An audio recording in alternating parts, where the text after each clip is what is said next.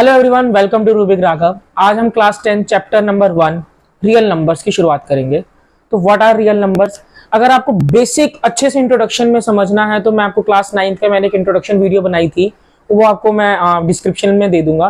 फिर भी एक थोड़ा रफली इंट्रोडक्शन पुराना करते हैं कि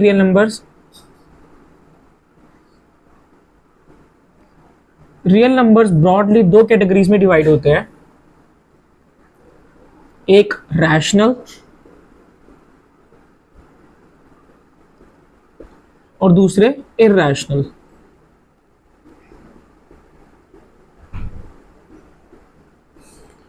रैशनल नंबर भी जो है वो दो कैटेगरी में डिवाइडेड है, एक टर्मिनेटिंग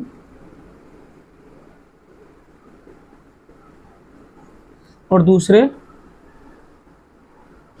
नॉन टर्मिनेटिंग।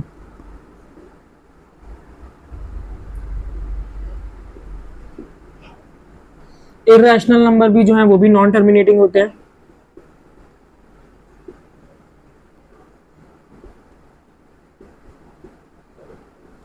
तो फिर रैशनल और इरैशनल के मतलब नॉन टर्मिनेटिंग, ये भी नॉन टर्मिनेटिंग और ये भी नॉन टर्मिनेटिंग, रैशनल भी नॉन टर्मिनेटिंग, इरैशनल भी नॉन टर्मिनेटिंग। तो फर्क क्या है? रैशनल नंबर जो होते हैं वो नॉन टर्मिनेटिंग में रिपीटिंग होते हैं और नॉन टर्मिनेटिंग इरैशनल जो होते हैं वो होते हैं non terminating non repeating.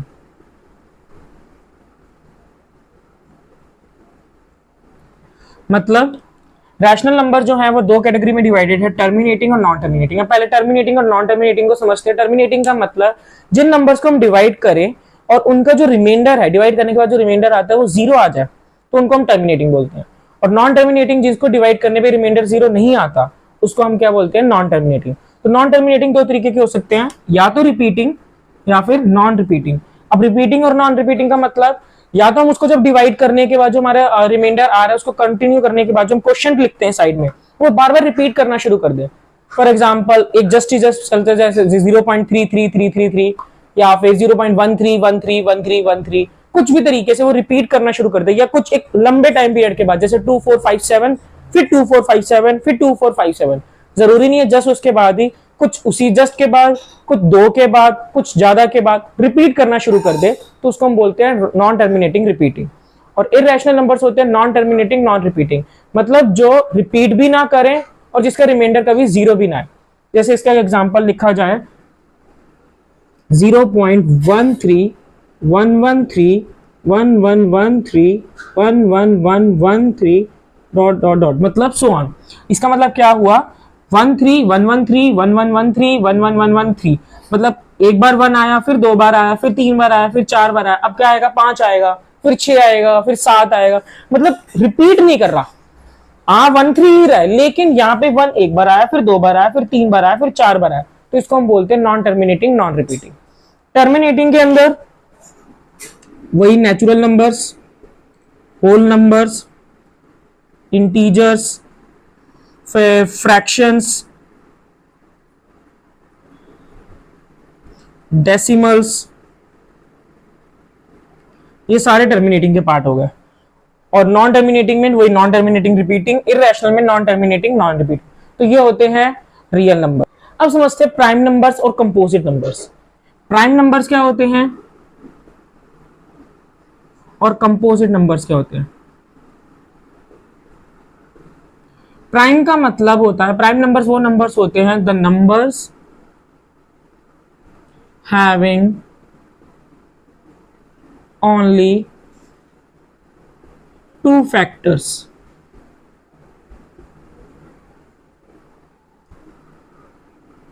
That is 1 and the number itself. The number having only two factors, 1 and the number itself. वो नंबर्स जिनके सिर्फ दो फैक्टर हो, एक तो 1 के टेबल में तो सभी आता है। अगर हम 1000 का टेबल बोले तो 1000 मतलब 1 के टेबल में 1000 भी आता है। 10,000 बोले 1 के टेबल में आता है। 375 बोले तो 1 के टेबल में 375 भी आता है। तो 1 जो है वो तो सभी का फैक्टर होता है। अब दूसरा क्या क्या चीज है? इट्सेल्फ, नंबर इट्सेल्फ, मतलब वो एक तो 1 के टेबल में आता हो और दूसरा वो खुद के टेबल में आता हो। जैसे एग्जांपल, सबसे छोटा प्राइम नंबर होता है हमारा 2। 2 is the smallest prime number. 2 एक तो 1 के टेबल में आता है और एक 2 के टेबल में आता है। 2 1 जा 2 और 1 के टेबल में 1 2 जा 2। तो 2 सबसे छोटा प्राइम नंबर है। उसके बाद 3 5 7 11 13 17 19 सो ऑन, ये सारे के सारे क्या हैं, प्राइम नंबर्स होते हैं जिनके सिर्फ 2 फैक्टर हो, या तो वो खुद हो, एक वो खुद और दूसरा 1। उसके बाद आता है कंपोजिट नंबर्स। कंपोजिट नंबर्स वो नंबर्स, द नंबर्स हैविंग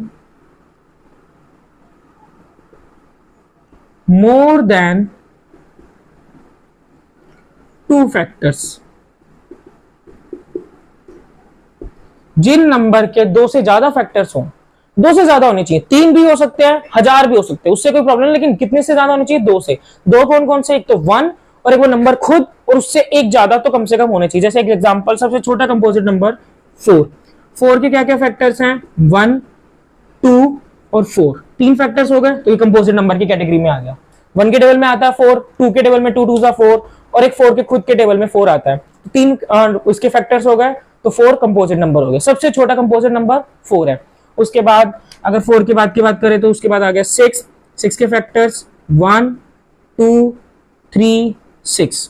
फिर 8 आ गया, 1 2 4 8। तो ये सब क्या है, एग्जांपल्स हैं कंपोजिट नंबर के कुछ। तो ये होते हैं प्राइम नंबर्स और कंपोजिट नंबर। तो ये बेसिक इंट्रोडक्शन था चैप्टर का। इसके बाद अब हम अपना सिलेबस शुरू करते हैं 10th क्लास का। सिलेबस में जो है, सबसे पहले सेकंड एक्सरसाइज हमने पढ़नी है, क्योंकि जो सिलेबस है वो रिड्यूस हो चुका है। सीबीएसई ने जो है सिलेबस को है जो रिड्यूस किया है। पहले इस चैप्टर में 4 एक्सरसाइज होती थी, exercise 1.1, exercise 1.2, exercise 1.3, exercise 1.4। 1.1 and 1.4 जो है वो सिलेबस से हटा दी गई है। अब हमें सिर्फ 1.2 और 1.3 पढ़नी है। तो आज हम 1.2 पर ध्यान देंगे। 1.2 में सबसे पहले थ्योरम आती है, the fundamental theorem of arithmetic. Fundamental theorem of arithmetic ये बोलती है कि कोई भी कंपोजिट नंबर को हम उसके प्राइम फैक्टर्स में एक्सप्रेस कर सकते हैं। जैसे अभी सबसे छोटा कंपोजिट नंबर हमने समझा था 4 है, तो 4 के प्राइम नंबर्स में अगर हमें उसको दिखाना होगा तो हम 4 को कैसे लिख सकते हैं, 2 की पावर 2। 2 जो है वो प्राइम नंबर है, इसको हम कैसे लिख सकते हैं, 2 इंटू 2। 2 इंटू 2 को हम लिख दिया 2 की पावर 2। अब कोई बड़ा नंबर आ जाए, फॉर एग्जाम्पल 159। अब ये कंपोजिट नंबर है, तो हमारे को इसके को प्राइम नंबर के उसमें एक्सप्रेस करना है, तो हम क्या करेंगे, सबसे पहले इसका करेंगे प्राइम फैक्टराइजेशन। ठीक है, प्राइम फैक्टराइजेशन करने के लिए पहले हमें डिविजिबिलिटी रूल अच्छे से क्लियर होना चाहिए। तो पहले एक बार डिविजिबिलिटी रूल भी समझ लेते हैं। तो अब हमने डिविजिबिलिटी रूल देखना है। सबसे पहले डिविजिबिलिटी रूल देखेंगे 2 का, उसके बाद 3 का, फिर 5 7 11। इन 5 का जो है डिविजिबिलिटी रूल आप लोगों को अच्छे से आना चाहिए, कम से कम इनका तो पता ही होना चाहिए। तो सबसे पहले 2 का डिविजिबिलिटी रूल। 2 के लिए लास्ट डिजिट जो होना चाहिए वो होना चाहिए 0 2 4 6 8। लास्ट डिजिट जो है वो क्या होना चाहिए, 0 2 4 6 8, मतलब इवन नंबर्स। जैसे अगर 44 66 लिखा है तो हमें सिर्फ लास्ट डिजिट देखना है। लास्ट डिजिट 6 है, इवन नंबर है, तो ये 2 से डिवाइड होगा ही होगा। अब 3 से सारे डिजिट्स को ऐड कर दीजिए। सारे डिजिट्स को क्या करना है, ऐड कर देना है। जैसे एग्जांपल यही 159 है, तो 159 को हम कैसे लिख सकते हैं, 1 + 5 + 9 कितना हो गया, 15। जो इनको ऐड करने पे, डिजिट्स को आपस में ऐड करने पे आंसर आएगा, अगर वो 3 के टेबल में आता है तो वो 3 से डिवाइड हो जाएगा। जैसे 1 + 5 हो गया 6, 6 + 9 हो गया 15। 15 3 के टेबल में आता है तो 159 भी 3 के टेबल में आता है। इस तरीके से हम 3 से किसी को भी डिवाइड करने के लिए चेक कर सकते हैं। 5 के लिए लास्ट डिजिट मस्ट बी 0 और 5। लास्ट डिजिट या तो 0 होनी चाहिए या फिर 5 होना चाहिए। जैसे एग्जांपल एक 40 5 के टेबल में आता है और एक 395, ये भी जो है 5 से डिवाइड होगा, क्योंकि लास्ट में क्या आ रहा है, 5 आ रहा है और इसके लास्ट में क्या आ रहा है, 0 आ रहा है। तो ये हो गया 5 तक। तो अब 7 से चेक करते हैं। 7 से चेक करने के लिए एक एग्जांपल लेते हैं 798, इसको एग्जांपल से समझते हैं। इसमें क्या करना होता है, जो लास्ट डिजिट होता है जैसे 8 है, इसका डबल कर दीजिए, 8 का डबल 16, जो रिमेनिंग बचे 79 बचा, 79 में से 16 को कर दो माइनस, 79 में से 16 क्या कितना बचा 63, 63 3 के 7 के टेबल में आता है तो 798 भी 7 के टेबल में आएगा। दोबारा से एक बार समझते हैं क्या किया, जो पूरा का पूरा नंबर था उसके लास्ट डिजिट का हमने डबल कर दिया, 8 का डबल होता है 16, जो रिमेनिंग डिजिट बचे उसमें से 16 को माइनस कर दिया, जो आंसर आया क्या आया 63 आया, 63 7 के टेबल में आता है ना, 7 9 से 63। अब 11 के रूल को समझते हैं। 11 के रूल के लिए पहले एक एग्जांपल लेते हैं 1 3 3 1।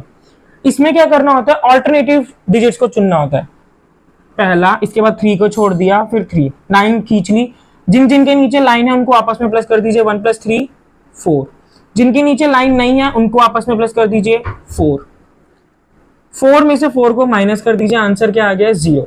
अगर माइनस करने के बाद, सब्ट्रैक्ट करने के बाद 0 बचता है, 11 बचता है, 22 33 44 55 66 77 88 99, मतलब या तो 11 का पूरा टेबल आ जाए, 11 22 33 44 55 66 77 88 99, या फिर 0 आ जाए, डिफरेंस आंसर 0 आ जाए, तो हम उसको क्या बोलेंगे कि वो 11 से डिवाइड हो जाएगा। दोबारा एक बार समझते हैं, 1331 था, हमने ऑल्टरनेटिव डिजिट्स को चुना 1 और 3, इनको प्लस करा 4 आ गया, जो बचे हुए डिजिट थे उनको आपस में प्लस किया 4 आ गया, 4 में से 4 माइनस किया 0 आ गया। या तो हमारे पास आंसर डिफरेंस जो आना चाहिए वो 0 आना चाहिए, या पूरा का पूरा 11 का टेबल में कुछ बचना चाहिए, 11 22 33 44 55 66 77 88 99। अगर इसमें से कुछ हमारा डिफरेंस आता है तो वो 11 से डिविजिबल हो जाएगा। तो चलिए ये 159 जैसे हमारा क्वेश्चन था, इसको चेक करना है। सबसे पहले डिविजिबिलिटी रूल इसी ऑर्डर में चलना चाहिए, सबसे पहले 2 से 3 5 7 11 13, मतलब सबसे छोटे नंबर से हमेशा हमें चेक करना है, प्राइम नंबर से ही चेक करेंगे, क्योंकि जो बाकी के कंपोजिट नंबर है, जैसे 4 आया सबसे छोटा, तो अगर कोई 2 के टेबल में आता होगा, सॉरी मतलब 4 के टेबल में आता होगा तो 2 के टेबल में आता ही होगा, तो उसको हम 2 से चेक कर लेंगे। फिर उसके बाद 6 क्या है, 2 3 6 होता है, अगर वो 2 के टेबल से डिवाइड हो जाएगा, 3 के टेबल से हो जाएगा तो 6 से हो जाएगा, तो हमारे को 6 से करने की जरूरत ही नहीं पड़ेगी, 2 और 3 से वो पहले हो जाएगा। उसके बाद 8 जो है वो भी 2 के टेबल में आता है, तो 2 से अगर हो गया तो 8 से हमें करने की जरूरत नहीं, 9 3 के टेबल से अगर हो गया तो जरूरत नहीं। उसके बाद सारे के सारे वही आगे के जो नंबर्स हैं वही इन्हीं नंबर से बनेंगे, और स्पेशली हम इसमें कर भी कह रहे हैं प्राइम नंबर्स का कर रहे हैं, तो प्राइम नंबर्स पे ही फोकस करना है। 2 3 5 7 11 ये प्राइम होते हैं, तो सबसे पहले 2 से चेक करेंगे। 2 से चेक करने के लिए लास्ट डिजिट क्या होनी चाहिए, 0 2 4 6 8, कोई है नहीं है तो 2 से नहीं होगा। उसके बाद 3 से चेक करने के लिए सारे डिजिट्स को आपस में प्लस कर दीजिए, 1 + 5 6 6 + 9 15, तो 3 से हो जाएगा। यहाँ लिखा 3, 1 जा नहीं सकता तो 5 15 लेंगे, 3 5 15 पूरा खत्म, 9 3 3 9, अब हमारे पास आ गया 53।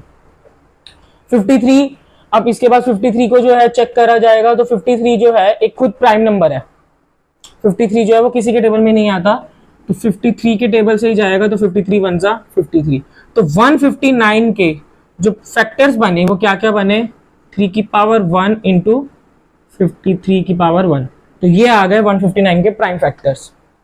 एक कई बार अभी क्वेश्चन आता है कि जैसे 4 की पावर n है, तो क्वेश्चन ये पूछा जाएगा कि चेक वेदर कोई ऐसी वैल्यू हो सकती है n की जिसको हम पुट करें तो 4 के लास्ट में, मतलब जो भी इसकी पावर बढ़ाते जाएंगे उसके लास्ट डिजिट यूनिट डिजिट जो है वंस प्लेस की जो डिजिट है वो 0 हो जाए। तो इन क्वेश्चंस के लिए हमें क्या करना पड़ता है, जो हमारे पास ये नीचे बेस होता है उसको जो है हमारे को प्राइम नंबर्स की फॉर्म में लिखना होता है। तो 4 क्या हो गया, 2 की पावर 2, ऐसे लिख सकते हैं।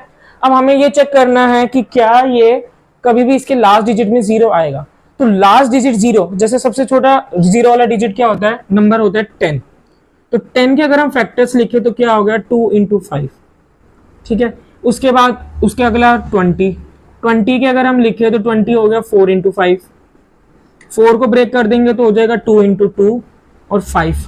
तो मतलब जब भी किसी के लास्ट में हमें 0 चाहिए तो उसके पास एक 5 और एक 2, कम से कम एक 5 और एक 2 तो होना ही चाहिए, क्योंकि तभी 5 2 10 बनेगा। तो इसके लिए अगर हमारे को जानना है कि कोई भी डिजिट कभी भी इस फॉर्म में आ सकता है या नहीं आ सकता, तो उसके लिए हमें ये देखना पड़ेगा कि उसके लास्ट में 2 के साथ एक 5 आना चाहिए। इसके फैक्टर्स में जो है इसे 2 आ रहा है, तो ये कभी भी नहीं बन पाएगा।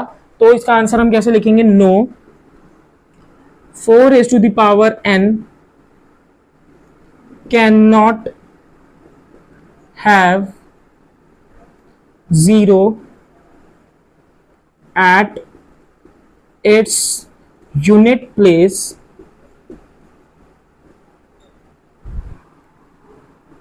for any value of n because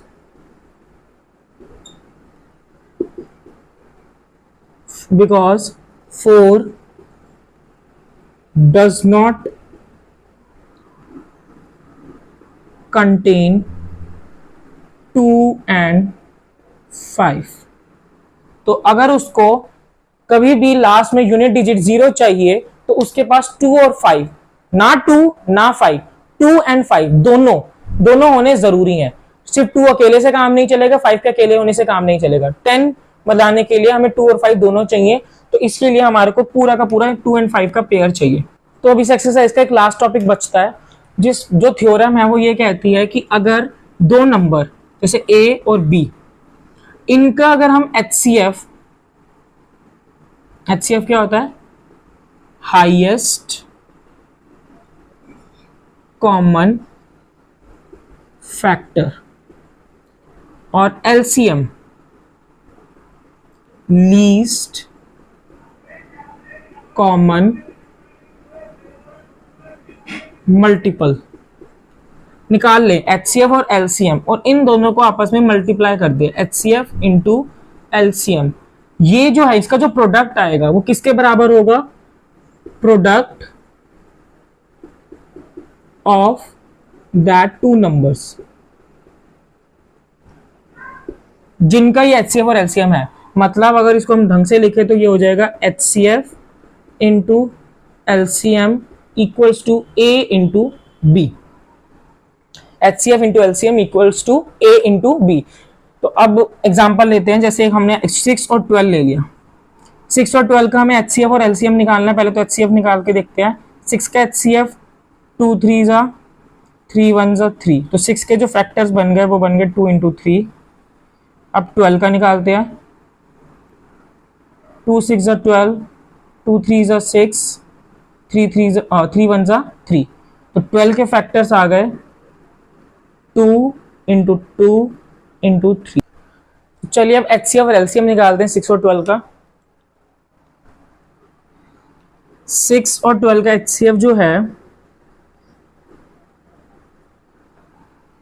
2 दोनों में कॉमन है, 3 दोनों में कॉमन है, 2 3 10 6।